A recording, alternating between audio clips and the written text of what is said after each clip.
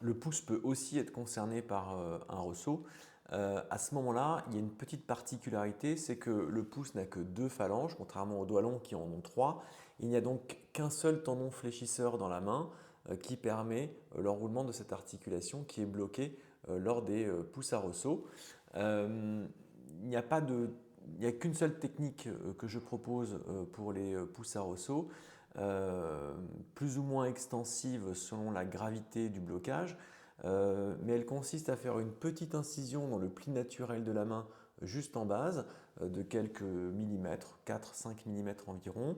Ça va nous permettre de protéger les organes nobles, les nerfs, les artères, de voir la gaine et la poulie qui est bloquante et d'ouvrir par voie mini-invasive cette petite gaine. Je ne pratique pas d'éco-chirurgie pour des raisons de sécurité, pour éviter d'avoir des lésions neurologiques et vasculaires sur ce doigt dont les pédicules neurologiques et vasculaires ne sont pas exactement positionnés toujours de la même manière.